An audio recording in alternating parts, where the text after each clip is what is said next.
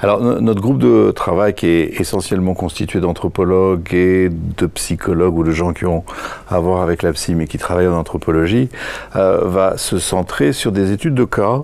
pour essayer de comprendre la place que prend aujourd'hui la réhabilitation subjective dans les suites de la violence. On a vu ces dernières années que c'était quelque chose qui avait pris une importance de plus en plus significative.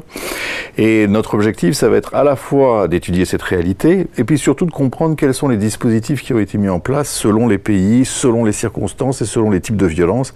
Et ça sera surtout là-dessus que nous allons nous axer, dans un premier temps.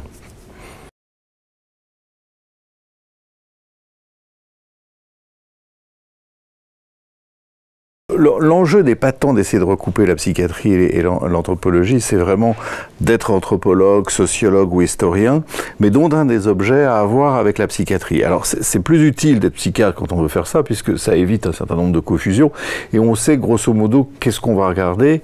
pour aussi ne pas être obligé de déconstruire des réalités,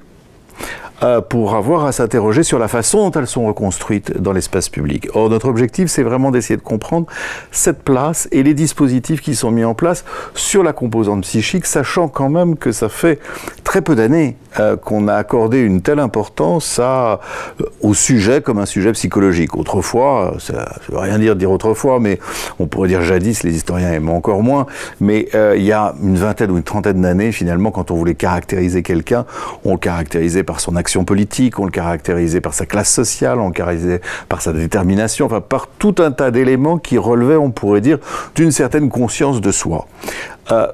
Depuis maintenant les années 90, on s'est rendu compte qu'il y avait un changement colossal qui était apparu, et la meilleure façon de caractériser un citoyen, c'est par son psychisme, c'est-à-dire sa souffrance, ses difficultés, ses traumatismes, ses peines, chose qui était inaudible il y a quelques années. Et bien évidemment, cette chose qui est devenue audible est aussi devenue audible dans la façon de gérer la post-violence. C'est pour ça que ça a pris une telle importance. C'est pour ça que c'est important d'être psychiatre ou psychologue, c'est-à-dire d'avoir accès à ce matériel et d'avoir accès à la façon dont non seulement les gens souffrent, mais surtout la façon dont les gens vont pouvoir exprimer une souffrance qui va être audible, c'est-à-dire une souffrance qui va dire quelque chose d'un peu différent de leur histoire personnelle, qui va pouvoir avoir fonction d'histoire collective. Auparavant, avec la souffrance psychique, ça renvoyait à la folie. Et quelqu'un qui disait « je souffre » ou « j'ai envie de me suicider » ou quoi que ce soit, ça renvoyait juste à sa blessure personnelle. Depuis 20 ou 30 ans, c'est un langage qui exprime le destin de toute une communauté. À travers le traumatisme psychique, à travers la souffrance, à travers la peine,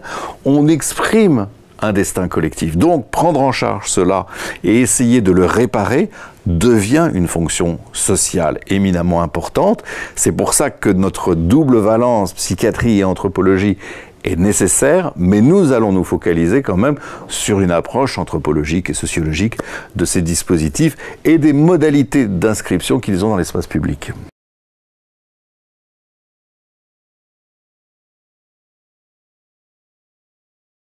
Par exemple, les travaux de Valérie Robin sont tout à fait significatifs par rapport à ça, puisque dans la gestion de la post-violence au Pérou,